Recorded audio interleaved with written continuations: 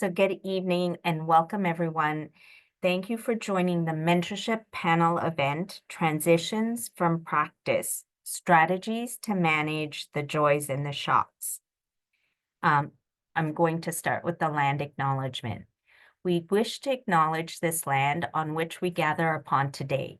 For thousands of years, it has been the traditional land of the Huron-Wendat, the Seneca, and the Mississaugas of the Credit River.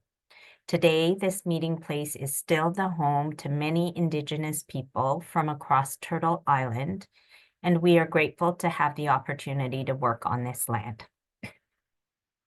So for those of you who don't know me, my name is Viola Anteo, and I am the mentorship lead at the DFCM. Next slide, Megan. And I'm delighted to be co-facilitating this webinar with Dr. Michelle Silver, as well as our panelists, Dr. John Maxted and Dr. Eva Grunfeld.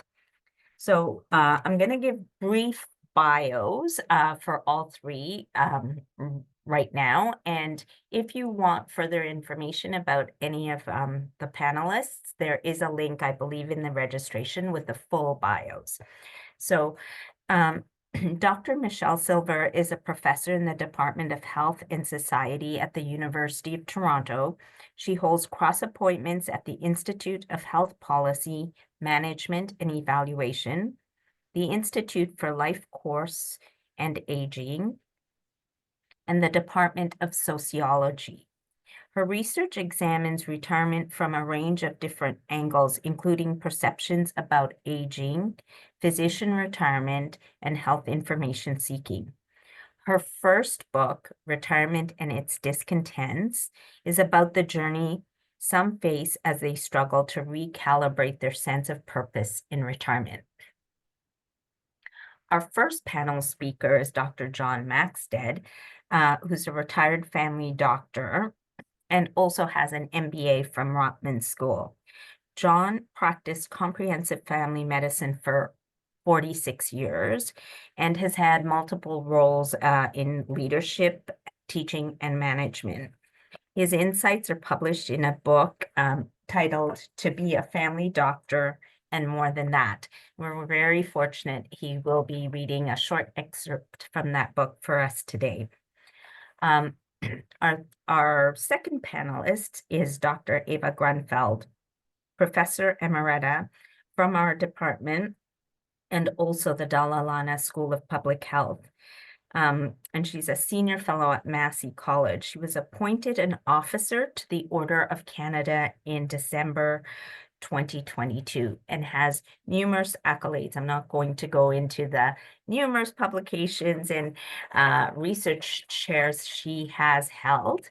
But what I would like to highlight is that recently she created a volunteer organization called HELP, and we're going to be hearing a little bit more about that. And this was done in retirement.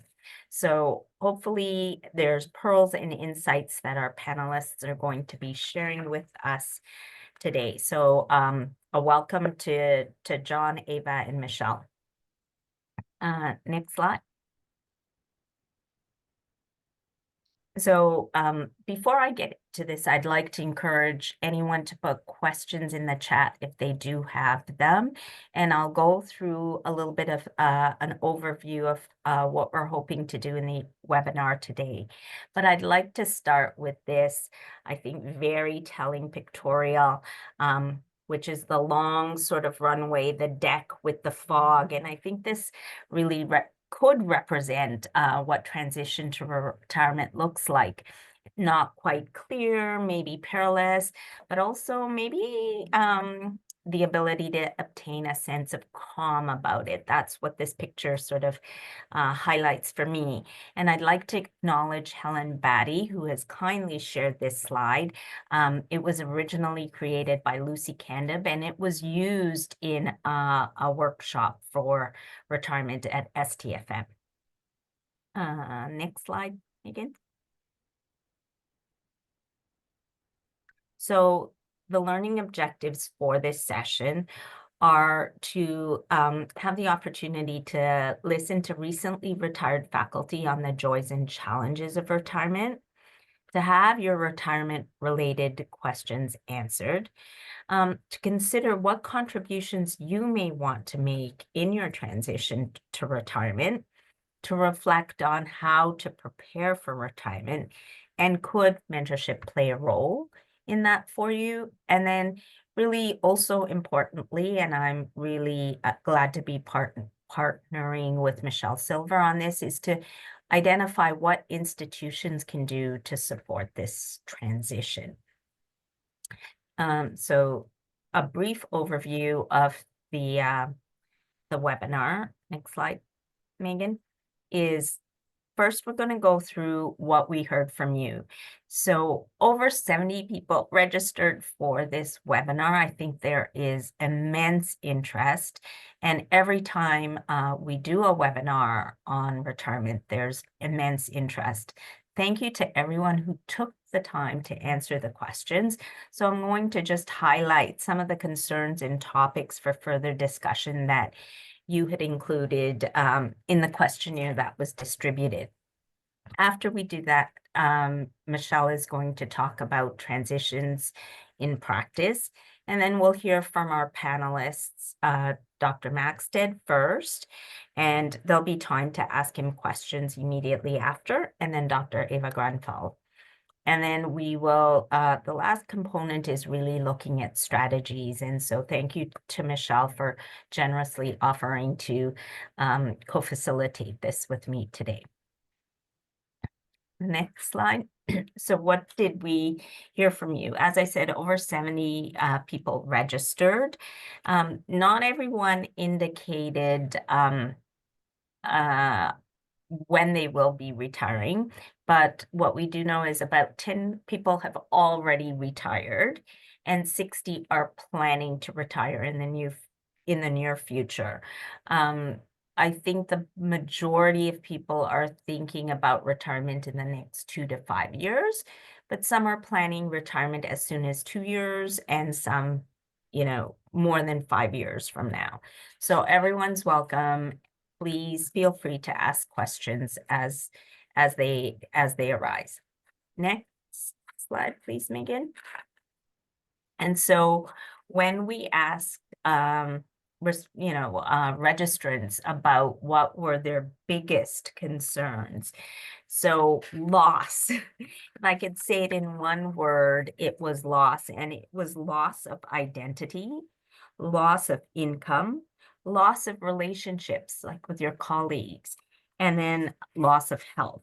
You were also concerned about how to manage finances. Finances come up over and over again when we do the topic of retirement. And also, concerns were a sense of isolation, feeling isolated, feeling bored, not knowing really what to do with the time. So I'm hoping you get some tips and pearls in terms of how to address that. The next question we asked registrants were what were the topics you wanted to discuss further? So I don't think it's a surprise to anyone, but finances comes up over and over and over again. And I'll just say right out front, the webinar isn't really designed to give you tips about finances. When we talk about resources towards the end, I will share some thoughts on where you can go for information on that.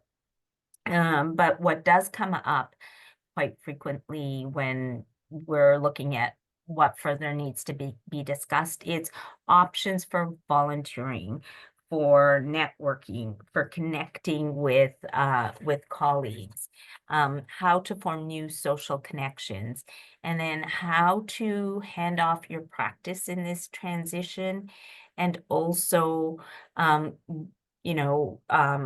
discussing a little bit more about how your identity changes through retirement. So without further ado, I would like to ask Michelle to discuss the discontents, joys, and shocks and strategies related to physician transition to retirement. Welcome, Michelle. Thank you so much. It's a real pleasure to be here. I'm going to um, try to share my screen now. Hopefully that was a relatively smooth transition. I want to say special thank you to Viola and to Megan for reaching out with such kindness and support. It's really been a pleasure connecting with you. And it's a real honor to present to such a distinguished group of people. So let's see. So my implicit goal today is to think about transitions in practice and to get our heads around what it means to retire in medicine. And that is what it is you hope to do or what you hope to avoid to do in retirement, and to start thinking about how institutional supports can be helpful. So up front, I want to say I don't have any conflicts of interest, but I do have a bias that I think is very important to share, which is that I think it's important not to dismiss or disregard people because they reach a certain or specific chronological age. And I believe it's important as a society that we provide greater assistance to people whose health has declined to a point that working doesn't work. And likewise, I believe that we must invest in career transitions, programs, projects, pilots, and other innovative mechanisms for transitioning from practice. So I just want to share before we jump in that one of the first things that really appealed to me when Viola first reached out was her interest in thinking about how institutions, academic medical institutions, can think more creatively and more compassionately about transitions in practice, or the big R word, retirement. That was really appealing because sometimes I hear from institutions who call on me because they want someone who's done research on retirement that they can help bring in to help clear people out. And to me, that's not of interest. So let's set the framework here for thinking about one of life's biggest transitions from the individual and from the institutional perspective. And then I'm really hopeful that this might lead into really specific ways that we can connect, ideally in person, and really think about ways we can make models and maybe even study them for thinking about transitions in practice. So I want to start by asking, how do you imagine spending the last few chapters of your life? If you lived in ancient Greece, you would have had several options for asking questions about big decisions like life transitions. And one option was to consult an oracle. And this is roughly how it would work. You would bring your question, a slaughtered goat, and money, and the oracle would go into a trance, and eventually she would give you her predictions. Throughout human history, people have craved prophecy or messages about events to come. Mayan calendars, seers, Chinese oracle bones, and Norse mythology, they all illustrate how people have long wanted to find out what is going to happen next. Now, I'm not going to go into a trance. None of us here on the panel or otherwise are going to go into a trance. And I don't hold any special powers to predict your future. My my goal today will be to make the point that life transitions are challenging, and more importantly, that they are moving targets. And it's really important not to forget that you are the driver. So I've broken up things into two parts this evening, and I'm going to start with life transitions more generally in part one, but with the particular focus on the greedy institution of medicine. And then in the second part of my talk, after we come back from our very distinguished speakers, I want to share some additional strategies, really, namely pitfalls to avoid, based on work that I've done with people who've experienced a phenomena that I think you might be familiar with, which is the experience of having a work identity and a personal identity that are deeply intertwined. But before we get too far ahead of ourselves, I have a few quick questions that we've put together. And the first one, I think you've already been exposed to, and so that is, what sort of association do you have with the word retirement? It looks like that one we've reached our you've answered those for us. So I'm going to go ahead and jump to the next question, which or actually wait, maybe I'll pause and see if there's anyone else who wants to participate in that poll. You'll have seen that popping up. The next one, and I'm going to advance my slide here, is the extent to which you feel prepared for, or felt that you were prepared for, your retirement. And so we're doing it on a scale here where 0 is not at all prepared, and 10 is you really feel quite prepared there. Giving a few seconds for some responses to trickle in, and I'll share the results. Oh, wonderful. Shall I move to the third question, or hang on this one? It's up to you. Okay, I'll just to utterly complicate it, I'll move to the I'll move to the third, and this is the final part, which is, are you interested in continuing to work in some capacity when you quote retire?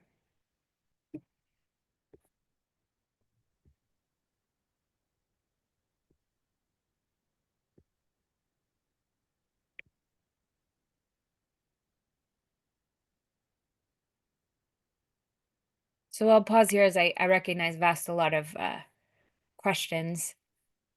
And now I think you're able to participate in this final one, which is the extent to which you're interested in continuing to work in some capacity.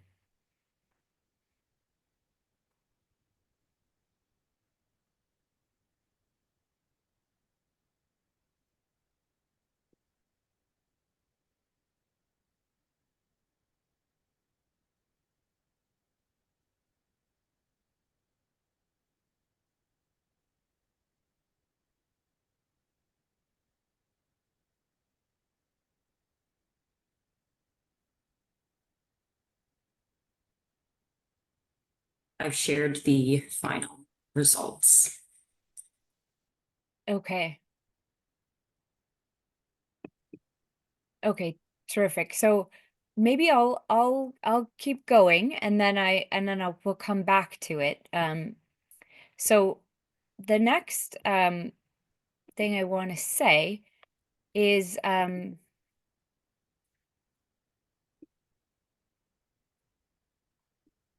sorry, just moving the slides here. Is to kind of move on to thinking about this first part, which is thinking about life transitions. And I think about them kind of like an art. And I see it that way because the interpretation is in the eyes of the beholder. And I think it's really important that we take the time to step back and interpret what's going on, because things are really different now. Your family and your professional experiences are very different from whatever your father's experiences were, or your role models and those who influenced your underlying impressions of later adulthood. So I want to remind you that we are living longer now than ever before, and that means you'd better take good care of your teeth. And I'll be taking this opportunity to remind you to take care of your bodies as well as your teeth. Not only because I know you're especially aware of how to take care of them, but also because I know that physicians in general are notorious for not taking care of your own health. And I want to belabor a point now, which is that on average, more of us are living longer now than we have in all of human history. For most of human history, life expectancy has been under 40 years old. And now, life expectancy in North America is over 80 years old. So in less than 200 years, we've more than doubled our life expectancy. And on this slide, you can see that life expectancies increased dramatically all around the world since around the Industrial Revolution. And so, indeed, we're living in remarkable times. And this has implications for every aspect of life and society. Now, living longer has implications for the way that we structure our working lives. And so, if you take retirement, for example, into consideration, you'll note that the first universal pensions for Canada were introduced in 1952. And they were available for workers who'd lived in Canada for 20 years and were 70 years and over when it was first instituted. Now, you'll note that most workers were male, and that life expectancy in 1952 for the average man was 66 years old. So, original pension plans were designed to kick in when the average worker was already dead. Now, fast forward to the time leading into the 1970s, and now the average man can expect to live at least an additional 15 years after he retires. And for women, it's more like 20 years. Now, that's a lot of time to sit on the beach or to take cruises, and it's an potentially expensive time. Another point to consider is what might be considered the understatement of the week, which is that medicine can be a greedy institution. A prominent sociologist, Louis Kozer, described greedy institutions as those that require total commitment from their members, thus enabling the prioritization of institutional demands over participation in other non-work spheres. Greedy institutions demand undivided time, attention, and loyalty. This can mean working on weekends, at night, anytime, anywhere. Does that sound familiar? Now, the images I shared previously are quite a contrast to the typical Norman Rockwell paintings of physicians like what you see here. But this is to make the point that your traditional physician today is quite different from the images of the past.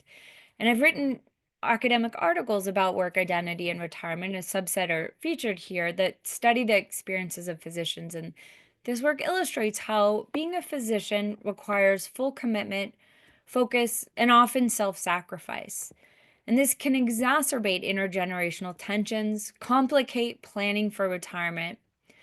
Among physicians, retirement can be seen as being role-less, disorienting, and even selfish.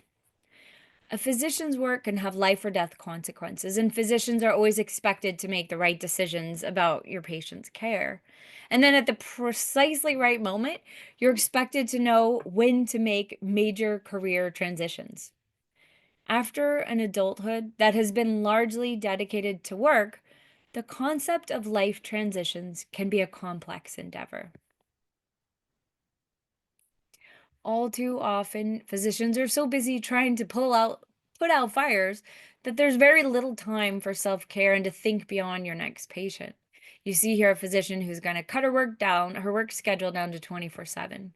And another shows a patient explaining that she feels as bad as the physician looks.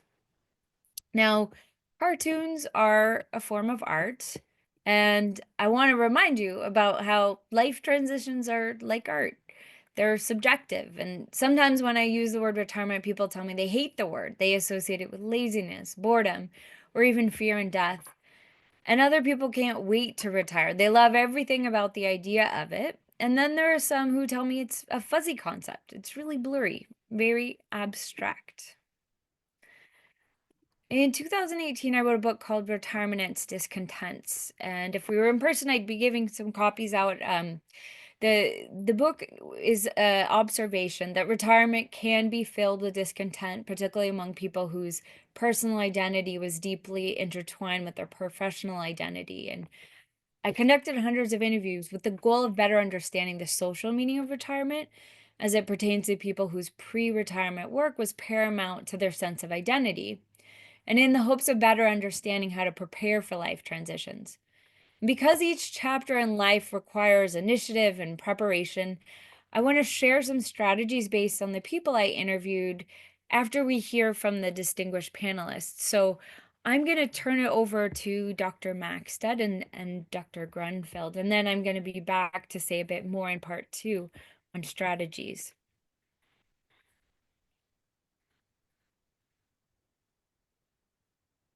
Well, thank you very much for that introduction, Michelle. It's very helpful. And in fact, it almost makes me a little hesitant to do what I'm going to do, because Viola made a comment earlier this evening, and she said in reading my book that she thought maybe I was very authentic in what I said. And so I think some of what I have to say this evening will probably support what you've said, and some of it actually may not be so positive in terms of the retirement. But that's me. That's me trying to relate to you and try to share with you the experiences I went through. I retired in 2022 when I was 72 years old. And one of the projects that I took on very shortly after was I wanted to share the joy and happiness that I had, the excitement that I had for over 46 years as being a family doctor. And I wrote a book called To Be a Family Doctor and More Than That. And this evening, I want to read a brief section in the last chapter of the book, which is under reflections. And that section is called, And What About Retirement? If I could have a change in the slide.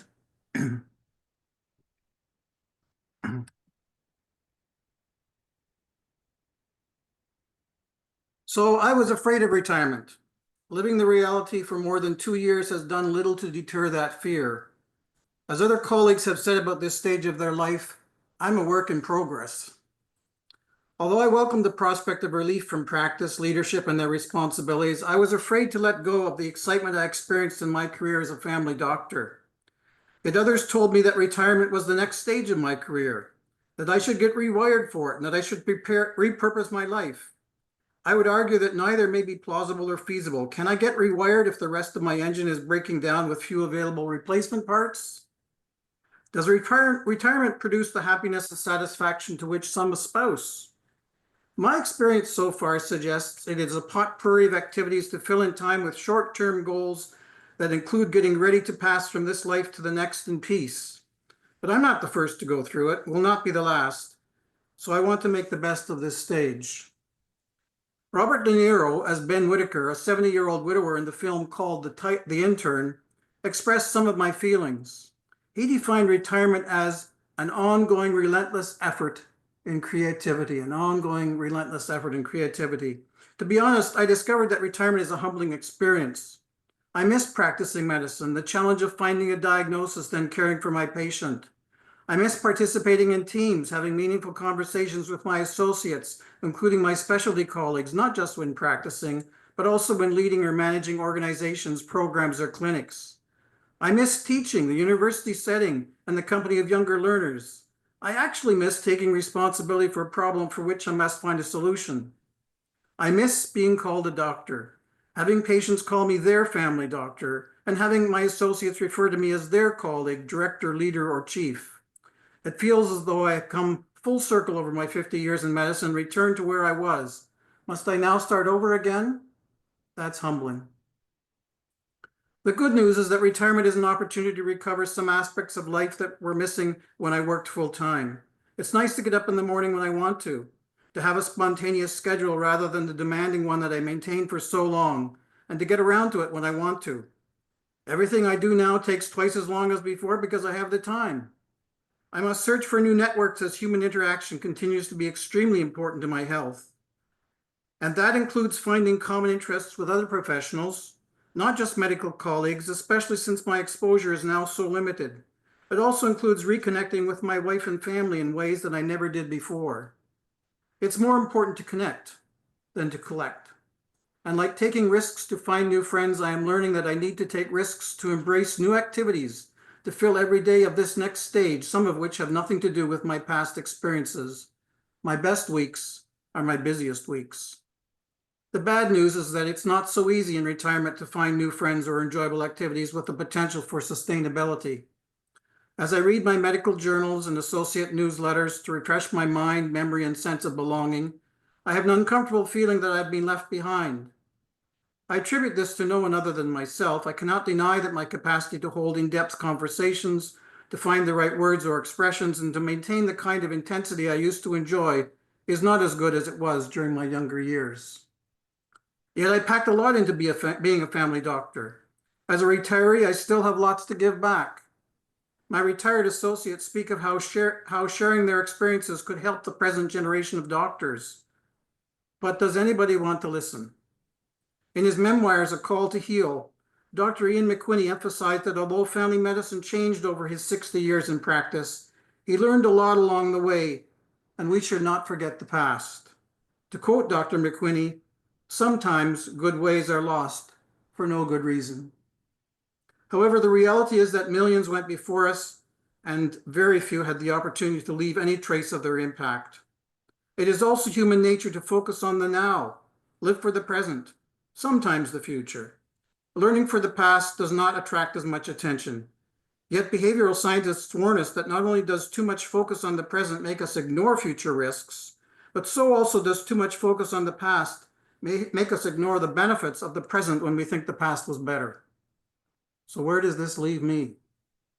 Retirement, like itself, is what I make it.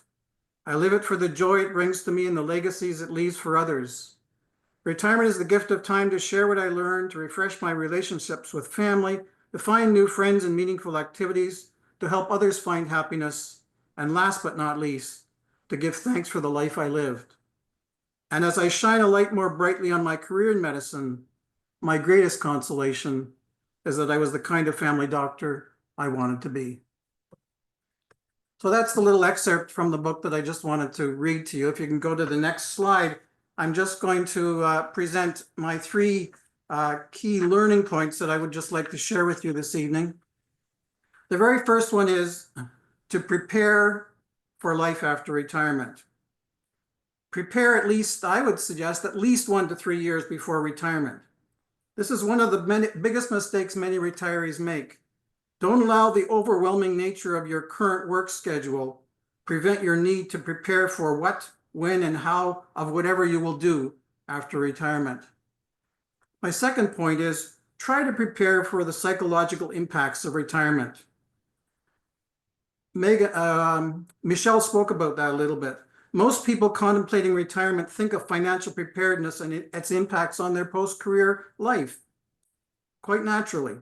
However, the psychological impacts of changes in professional responsibilities, roles, and perceived self-value and worth, or more importantly, the losses thereof, which is what Michelle and Megan also, or Viola also talked about, can be the hardest hits that you'll have to face and overcome. And my third point is develop sustainable social connections that will survive well beyond your transition to retirement. When we talk about retirement, we talk about the freedom to travel as much as possible, to reconnect with family members like never before, which is actually a form of social interaction, as well as to develop and pursue hobbies, medical or non-medical. But it's our social connections that are the greatest support throughout the stages of life. And as research has shown, social connections are one of the greatest contributors to good health and retirement. So in summary, my 3 points for you this evening is prepare for life after retirement, prepare for the psychological impacts, and try to develop social connections that will help you be sustained through this transition. Thank you very much for this opportunity. Thank you, Dr. Maxted, and very, very insightful and enlightening. And as I said about the book, very authentic. And the fact that you started off with the adjective fear, I think that resonates with many people considering retirement. At this point, I'd like to sort of ask any of the participants, if they have questions for Dr. Maxted, to please, raise your hand or put the question in the chat.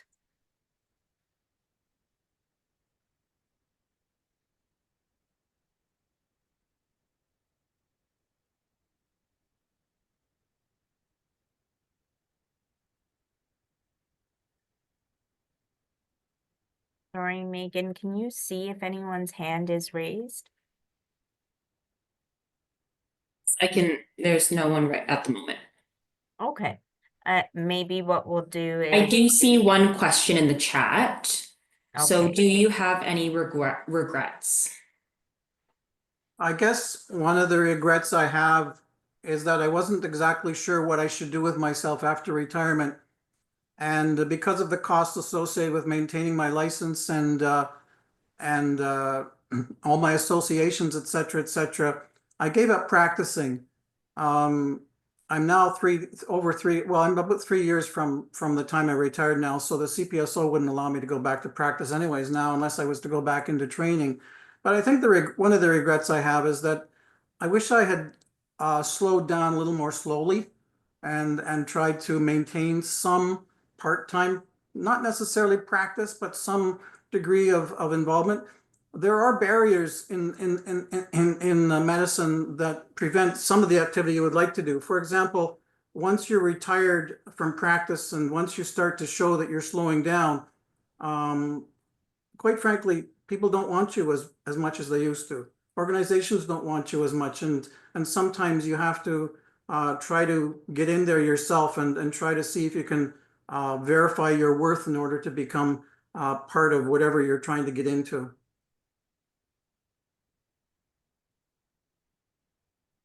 And we have another question. Second. oh. Actually, I can see the chat now. So there's a question from Fanhua Meng. Some retire due to burnout. How then do you recommend preparing for the psychological impact? I think part of the psychological impact is realizing that it exists. I don't have a really great answer as to how you prepare psychologically, except to know that those losses will be a bit of a bang, and that you try to dissipate and mitigate those losses by becoming more involved in activities that are sustainable past retirement. Okay, thank you. And there's another question from Dr. Laura Cruz. Dr. Maxted, are you finding you are achieving your tips? I think the tips that the question is referring to is the 3 points that I made there. And I think one of the most difficult things to do is actually to sustain the social connections, because your world suddenly becomes a lot smaller than it was when you retire. And when you lose your titles and your responsibilities and your patients and your colleagues through your everyday interaction, the world does become a lot smaller. And so maintaining social interactions, that's why I said in my book that it doesn't just have to be medical. Some of that can be other professions. I really like the professional experience myself, and I find that that's helpful to me. It gives me some sense of worth and value, but at the same time, that's probably one of the most difficult things to sustain. And then I think you answered this already, but do you do any medical work at all now? I don't practice medicine. I mainly have just associations in medicine. Having released this book, as I was sharing with some of the others prior to this webinar this evening, my book has created a bit of an audience for me and allowed me to get out there and share some of my experiences. And for example, I'm going to London to give a keynote presentation later in the year to 250 family doctors at an all-day meeting. So I'd like to thank you, Dr. Maxted, for sharing your insights, and there's thank yous in the chat as well. And I'd like to welcome Ava Grenfell, Dr. Ava Grenfell, to share her highlights on retirement and tips. Okay. Welcome, Ava. Thank you. So I presume you can hear me okay and all's well? And we thought we'd get rid of the slides. Like one of the post-retirement things is I'm trying to wean myself off slides. I don't always have to talk with a slide deck in front of me, beside me. So I understand that there are quite a few people, and I'm assuming that there are a lot of people I know. I think we're gonna take that slide down Yeah. and just Yeah, have the Megan, video. can we just see Ava? Yeah. that's Great. better. Thanks. I'm going to, Viola asked me to kind of structure things around shocks and pearls, 3 pearls, she said. So always following what Viola says. That's exactly what I've done. I'm going to share with you what happened to me, which is that I was not prepared to retire. My husband and I had been thinking about it and planning a couple of years hence that we would do that. And then what happened was all at the same time and virtually on the same day. We had the COVID shutdown. My husband died, and the clinical practice closed because of COVID. And all of that happened at the same moment. So a big part of my professional life ended, a huge part of my personal life ended, everything ended like that. So that was a shock. Obviously I had to figure out what to do. Sort of developed a couple of pearls. One of them is that I never leave things sort of open-ended. I never sort of say, oh, well, I've got lots of time now and, I'll do that later. I schedule something every single solitary day. Every day it's going to be an activity. It could be going to the gym. It could be meeting friends for, coffee or a drink or going to the theater. I schedule something every day. I don't leave it to, well, we'll see what comes up. At the same time, though, I mean, I agree with John completely that there is a joy in having more flexibility in your time. And so, I have said that, the first time I go for a walk in the middle of the day and I was in a state of shock because, I was afraid that somebody was going to say, like, what are you doing out of prison? Or, I'm surprised that there are people out there who are walking in the middle of the day. Imagine that. So there is a joy in having more time, but at the same time, I don't let that time fritter away.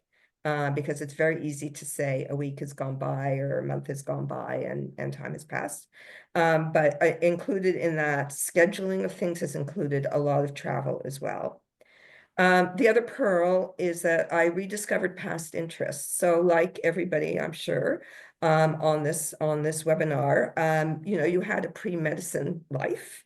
And for me, I was very interested in the arts. And I had, always thought I would be a writer, but by that I meant a creative writer, not a scientific writer. And so I started to, explore those interests that I had in the past. And that was also part of the, opening my social network. And in fact, unlike John, I have absolutely no interest in keeping up to date. Because I want to read and think about things other than medicine, which I had thought about for 40 years of my life, and I dedicated 40 years of my life to that. So those are the 2 of the pearls. But despite that, things did not feel right. Despite that, I felt that something really important was missing. And that missing piece was doing something worthwhile, and I'm putting that in parentheses, but doing, in a way, contributing, which is something as physicians we always do. That's a core part of our activities. So I felt like slightly guilty about just doing things that I like to do and I enjoy doing, and felt that I needed to do something more meaningful. And what that meaningful thing was that before COVID, I had been involved with a Syrian refugee who was an obstetrician gynecologist and had come to Canada as a refugee. And one of her major difficulties in advancing, she had decided she wouldn't be able to practice medicine, but she did want to practice as a midwife. And it was an imperative for her to get an income for the family. She had 4 children. And one of the major blocks for her was learning medical terminology. She was taking English as a second language. She had studied medicine in Arabic, and she had nowhere to learn the terminology, the abbreviations, the acronyms, the things that I call the secret language of medicine. And so I, offered to help, and we met once a week. And it was, in fact, her road to becoming a midwife. She's now a midwife. The family is, advanced, doing extremely well. And I found it incredibly rewarding. And I almost felt like it was one of the most rewarding things I'd ever done, despite the big portfolio and research that I had. And it was particularly meaningful for me because my parents had come to Canada as refugees, and I grew up in a household where people didn't speak English. So I understood that. I understood it at a very visceral level.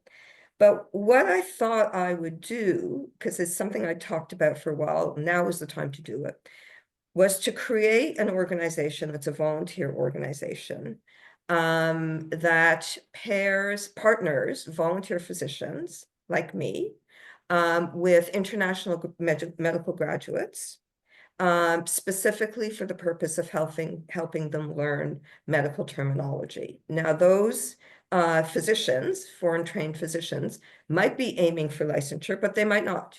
We know how difficult that is. They might be aiming for another area of healthcare. So knowing nothing about how to create a volunteer organization, I partnered with an NGO called Access Employment. And we, step by step developed this program, which we call Health English Language Pro. And I'm telling you about this because this might be something that you yourself will find valuable for yourself in retirement. And I noticed that the word cloud that Viola put up, one of the words, after finances, one of the big words was volunteering. And what this volunteering does is it allows you to use the skill that you are expert in. There aren't many people out there who are expert in this. You are an expert. And apply it in a meaningful way, but also in a way that's kind of, I call it low touch. It's a commitment of an hour a week for a certain amount of time. It's intended to be structured in a way that you could spend time with your grandkids, do your traveling, but at the same time, make a contribution. So, as I said, that's been incredibly rewarding for me. The Royal College supports it. The College of Family Physicians supports it.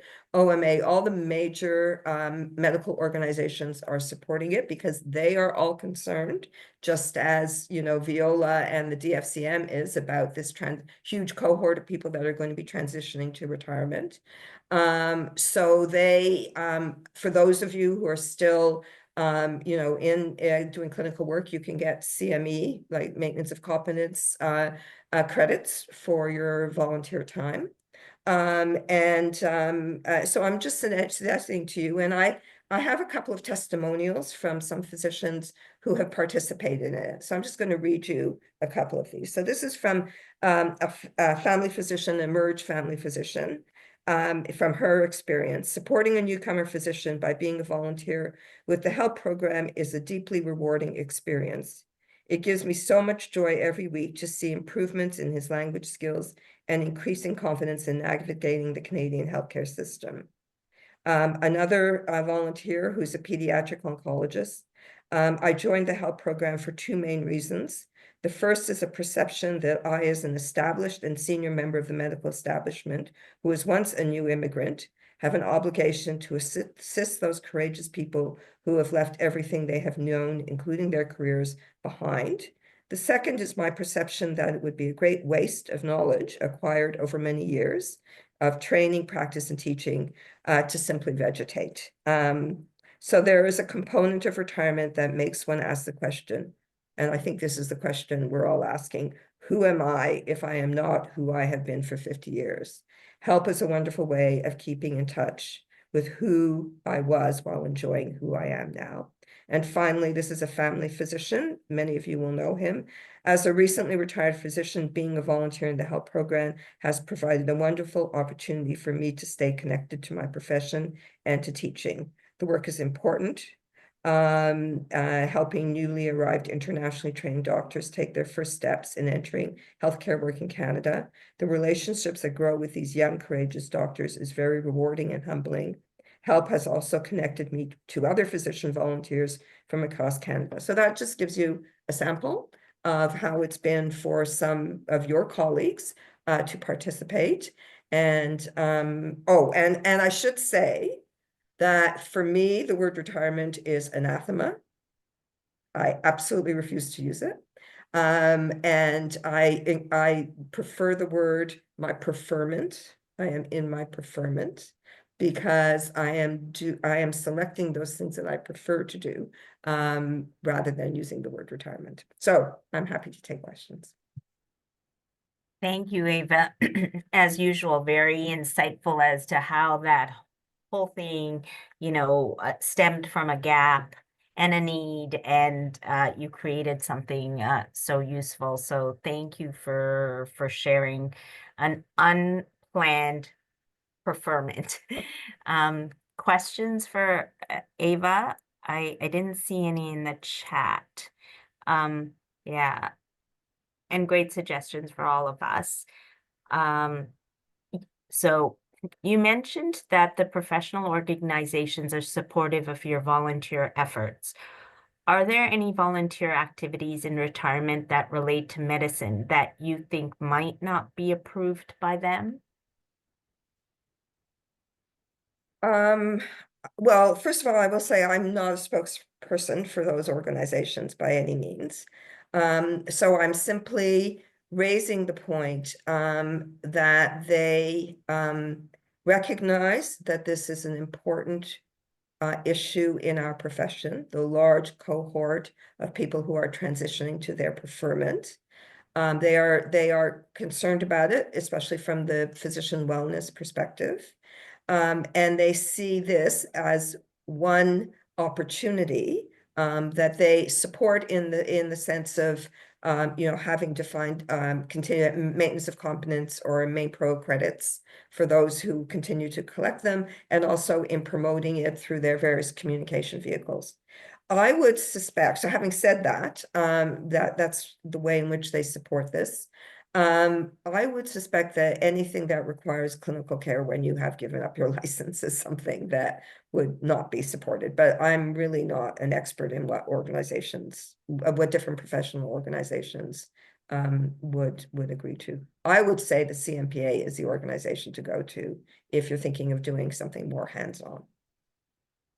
I agree, Ava, and Shirley Lee, who worked with the CMPA previously, is now our new Vice Chair Education Scholarship, actually. So this might be something, if there's enough interest, I could run by her and sort of put as a resource or put as an answer for people who've attended the webinar. But thank you so much, Ava, for sharing that very heartfelt narrative. And yeah, good luck with HELP. And if anyone has any questions, I think we're going to put a link on the resource list at the end. So with that, I'd like to now invite Michelle back to talk about. I think there's a question from Michelle Griever. Oh, sorry. Yeah. Hi, Michelle. Griever, if there is a choice, can you outline a pathway towards preferment? Example, part-time practice. Well, so I think that's the really big question, is that is it a preferment that involves ongoing clinical care? And if it is, then there are, for example, one colleague is doing home visits, and that's the way in which she's continuing on with her clinical care. So I think that there are a lot of different opportunities, but that also does mean maintaining licensure and all those other elements to it. If it's a pathway to preferment that's outside of ongoing clinical care, then I really do think it's a question of determining all those things that you feel that you have missed or that you had once been very involved in, whether it's related to sports or the arts or some form of creativity or travel. And then really planning it out. Because, you know, I learned the lesson through the death of my husband that you have no way of knowing what the future holds. And so, you know, really cherishing every day is really important. And so at the end of every day, I say to myself, was this a good day? And if it wasn't a good day, then I try to do a corrective because I want every day to be a good day. So well said, Ava, and an excellent, I think, segue to Michelle, who's going to talk about strategies, I think, and pathways to preferment and strategies to deal with some of those shocks.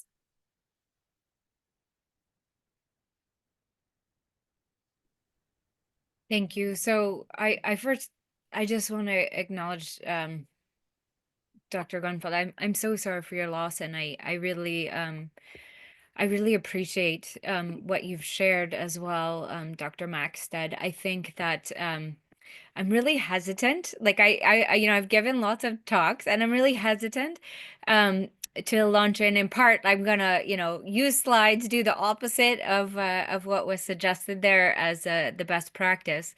And I think what I'm, you know, about to do is really reiterate a lot of the points that I think the two of you shared much more eloquently than I will.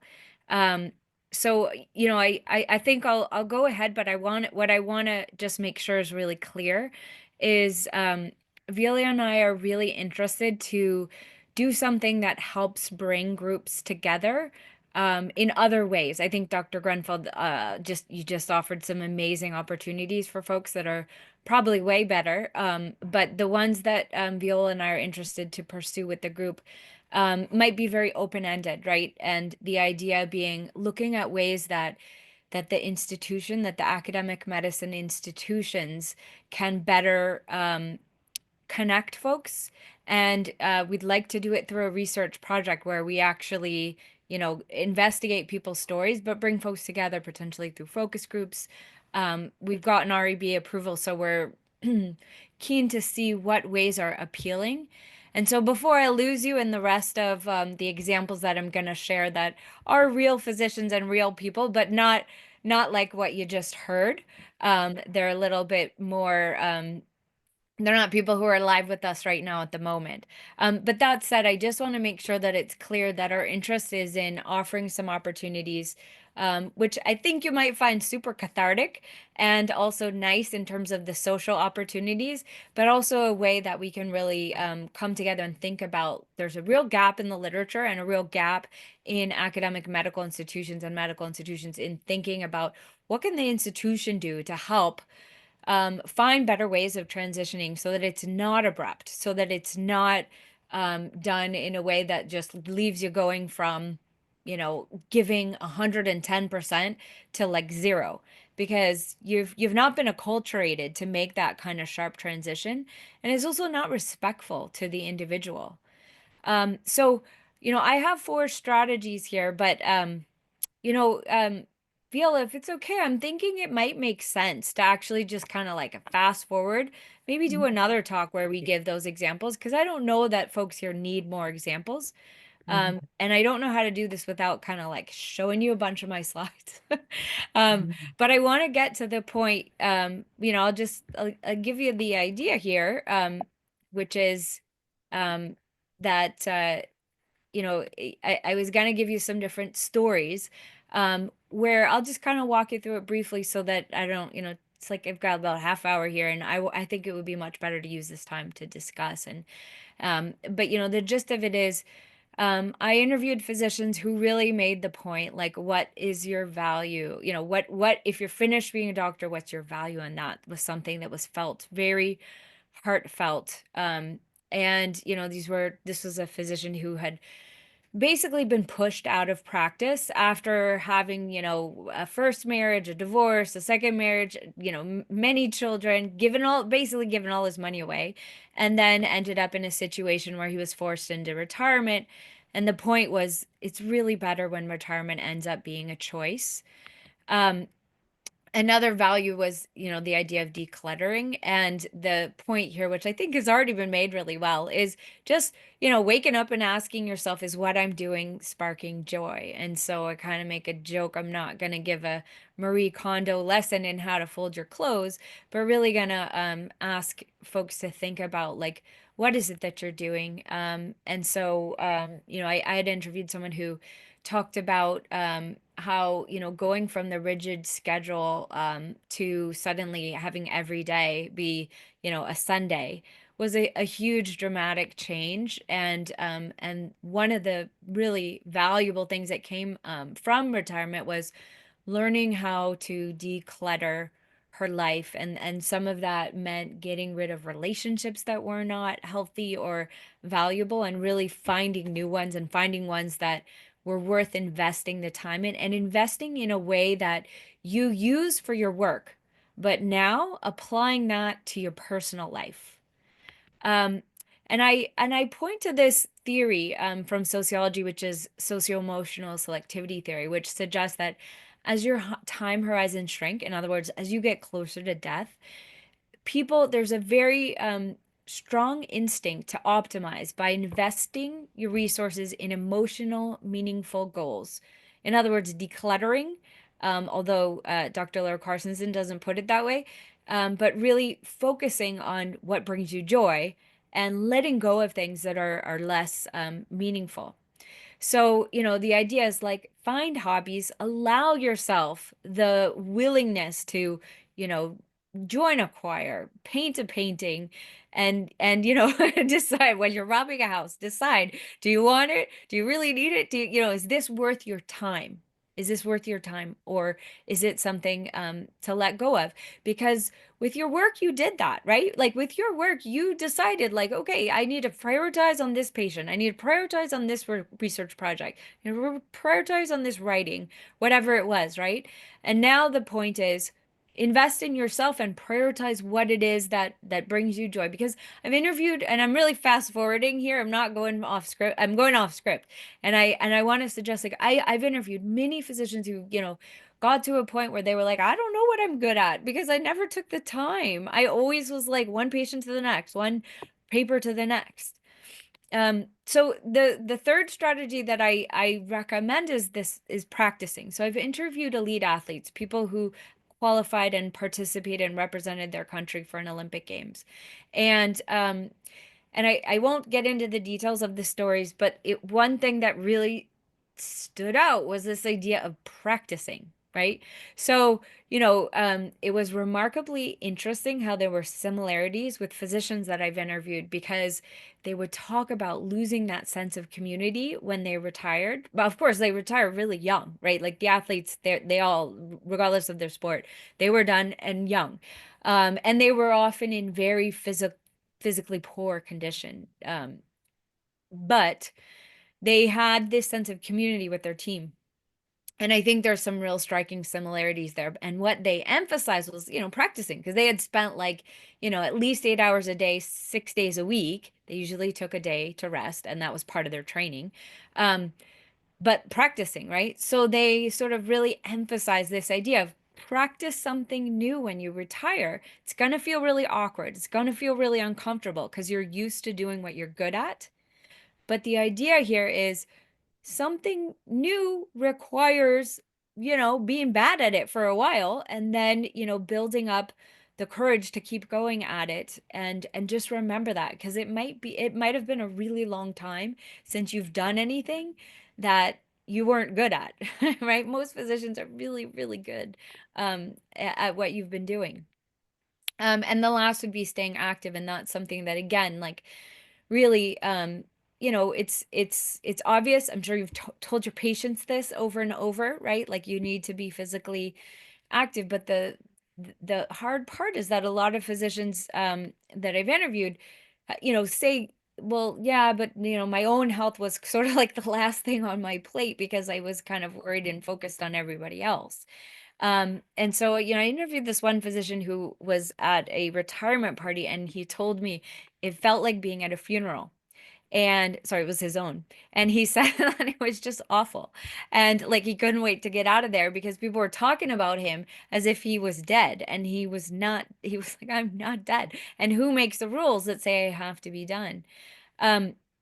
So, I think that, it's really important to acknowledge that age is quite arbitrary. This is a social manifestation that we make up. And as a society, I think it's really important that we question the traditional associations that we have between age and retirement and work and productivity and purpose in life. And now I think we have an opportunity as baby boomers are approaching traditional retirement age. There's a real risk that organizations are going to have a massive brain drain and a massive loss of intellectual capacity and institutional memory. And I think it's also very important to remember that a lot of people are not eager to retire. And I think that came up through the poll. We'll share that after. And there's a host of decisions to make regarding your finances and decluttering and practicing and finding new ways to be active. But it's also really important to consider that there's people who want to keep working and that experienced workers, especially physicians, have important skills that are often overlooked. It's important not to assume that people want to be done by an arbitrary age. Some people are not eager or ready to retire, and some people just don't want to see it as a binary decision. And so this next slide suggests that there's a number of options that could exist for career transitions in medicine. And these are not new ideas. I don't want to claim there's anything new. What I want to claim is that they require some creativity. So, for example, job sharing, where some people who might be interested in gradually retiring could be supported in efforts to cooperate with people who are taking parental leaves or other types of reduced workloads for various valid reasons. This is another one, gradual, transition. Flexible roles means creating both full and part-time jobs that recognize the value of physicians in various stages of life and physicians who need to address their own health needs or fulfill caregiving obligations.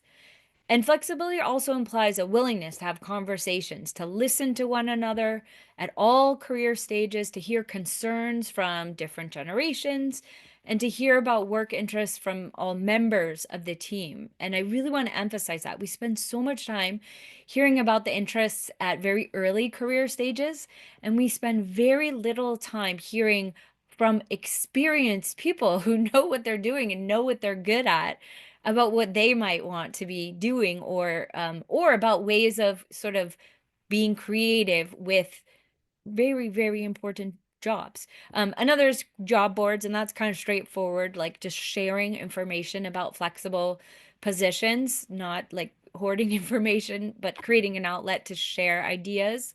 And then another is creating work opportunities and schedules and spaces that emphasize physicians' emotional and physical health. That's really important. Again, like physicians, you're so notorious for ignoring your own health. And it's really important to recognize that self-sacrifice, it's not always warranted, particularly when it comes to your own health. And the last point here is like really important to consider ideas like mid and late career mentorship programs. I think this group has done an amazing job, especially thanks to Viola's work. And I just want to suggest that it's really important to honor physicians' lifelong commitments to medicine. And these sort of peer mentorship programs are really an amazing opportunity for study, for modeling. I think there's like so much room in the literature to really understand how mature workers can do much more than just being mentors to the next generation. There's mentorship that's clearly already happening here amongst each other, and also just this idea of thinking through different ways of continuing to be productive and valued as you should be members of the community. So at the start, I asked how you'd imagine spending the last few chapters of your life. And I really want to emphasize this idea that, You know, we're living in uncertain, unprecedented times. They can feel scary, but they also offer a unique opportunity for intergenerational work environments and flexible work environments. And really, we're in a time where we really need to be investing time and resources in personal retirement saving strategies, career transitions at all stages, being sustainable, like not just with the planet, but with our own working lives, so that we don't get to the point of burnout and then just drop to 0%. That's not respectful.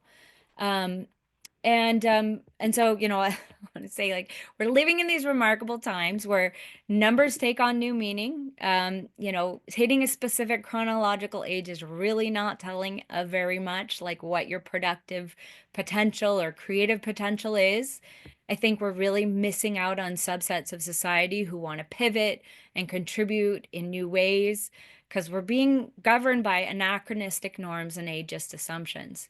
So I'm just going to wrap up by saying it would be great to have an oracle to advise us on our optimal path, particularly in uncertain times, but really to remind us that your chronological age is not telling of much beyond when your next birthday is going to occur.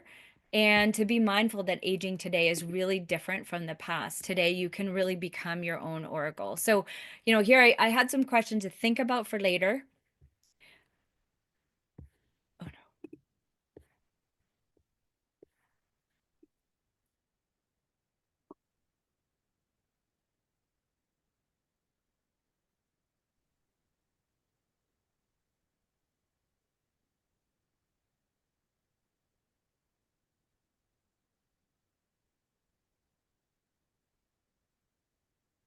Michelle, can you Yes. hear me? Are you going to go Yes. back to the polls? Oh, you know what? My computer just shut down. So I'm Oh, sorry. I oh, didn't realize okay, I'm still here. That's okay, amazing. I'm okay. sorry. Yeah, My no, whole you're screen still went on. black. Yeah, it kind of just stopped abruptly, but why don't I, as you think about the polls, why don't I open it up to any questions from the audience? If anyone has any questions for you, I will say I really like that term that Michelle Graver was using, pathways, like an AVA, like combining those two pathways to preferment. And it just sort of aligns really nicely with what you talked about in terms of thinking of strategies. So there are some questions, Michelle. Helen Batty, oh, thank you for joining, Helen. And Helen had a question, which is, I had an aunt who played bridge once a week for decades with a ladies group. Now I am playing online Catan board game couple of times a week with distant high school friends. Uh, yeah, so I'm not quite sure if there's, and also practice playing solo online. Practice just reached what is that 1,000 hours over the past 3 to 4 years or so, and slowly improving. Well, that's awesome. Awesome, Helen. And a true inspiration about how to, I think, remain active during retirement, because I know you do a lot of work with nutrition and yeah, I think there's a phenomenal amount of wealth within our department if we just look to who our faculty are who are doing it really well, and Helen would be an example of that. There is a question which is maintaining membership can be expensive. If you are transitioning to part-time work, which organizations offer reduced part-time membership fees?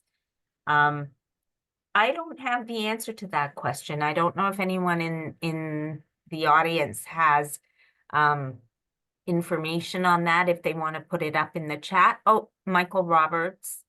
Thank you, Michael. He said the OMA and the CFPC have reduced fees. They have something like an associate member, some Mhm. classification like that. There is a bit of controversy right now about why the regulatory associations, if we have a shortage of doctors, and there are doctors who are retiring but would like to practice part-time, why they don't lower their fees. Because that is one of the big deterrents when you're paying $2,000 or $3,000 a year for CPSO, and then of course you have to pay for CMPA on top of that. So the organizations, generally speaking, in my opinion, have not been very open to reducing their fees. The OMA has probably been the easiest one to deal with in terms of reduced fees. I'm not aware that CFPC reduces their fees, apart from the fact that when you get old, to be old enough, like us, you go into life membership fees, and that's a reduced fee. But as soon as you start to practice, you immediately run into some brick walls as far as the CFPC is concerned. And I'm very disappointed in their CFPC's response, even though I had lots of responsibilities with the CFPC over many years. I'm very disappointed in their response to retired individuals, retired physicians. So there's something we could perhaps advocate that institutions do or reconsider in that framework. You know, that I don't know how easy that would be to do, but Michelle, this is something where an institution could support people in transition to sort of think about that, because it could be a big financial kind of deterrent. Can I just say that giving up my license was probably one of the hardest things to do. And I think a lot of people have had that experience where they maintain their license, you know, for a year or maybe even more than that, just because it just feels so, you know, terrifying to kind of give up your license. And just to forewarn you, when I did give up my license, which was at least was more than a year after I'd stopped practicing, and I did it for exactly the reasons that John said. It was just, you know, too expensive. And I totally agree with what John is saying, that there should be an alternative pathway to maintain your license at a lower cost. But just to warn you, like when you get on the CPSO website to give up your license, the experience I had, oh, there's Voices Rock. I'm part of Voices Rock as choir. That's one of the things that was one of the things that I was doing. Anyway, just to say, it was shocking. You know, it was this drop down menu that says, do you want to give up your license? And I said yes. And then there was like, okay, you know, no, thank you for all your years of service. No, are you sure you wouldn't like to, you know, like continue to be involved? I mean, it was harder to give up a Netflix subscription than it was to give up your license. So people should be forewarned about that. Mhm. In fact, Sad. one of my colleagues who gave up his license and went into retirement was quite upset, because when his patients or colleagues went to the CPSO afterwards to see where he was at, the CPSO was using the word expired. And what they meant was the membership had expired, but it didn't sound very good when you were old enough to retire. Totally tactless. So and there's comments in the in the chat. So Barb Stubbs, who graciously last year took on a group and who were considering retirement, and actually mentored them throughout a whole year. So I want to say thank you and acknowledge that. But Ava, she's put in the chat that she is part of your help group and she finds it very worthwhile. Oh, wonderful. So I'm so glad to hear that. Mhm. And Mhm. whoever put that in the chat about Voices Rock, I'm part of that group. So we have a lot of interrelationships here. Mhm. So Michelle, I don't know if you want to have a few of the last words, or talk about if there are people who are interested in sort of thinking about this. We'll send out, I think we will send out as part of the evaluation, if you're interested in participating in something, whether that be a group, like a cohort of people considering retirement, who sort of a peer mentorship group going forward, or if you have some insights that you could share as we think about what institutions can do to help during this transition. Those are some things we're looking at, and we would welcome your input. I want to thank Michelle for having many discussions with me around this and helping me think about it, as well as our panelists, John Maxted and Eva Grunfeld. I mean, narratives are so powerful, and I think it, you know, hindsight is 2020. So I think if we can learn from what you've shared, we're much further ahead. So I want to thank everyone. Oh, Leslie Nichol, I've cut and pasted a communication from the Temerity Faculty of Medicine late career transition session to be held in May. That may be of interest for some. Yes, and I also wanted to thank you, Leslie, for adding that in there.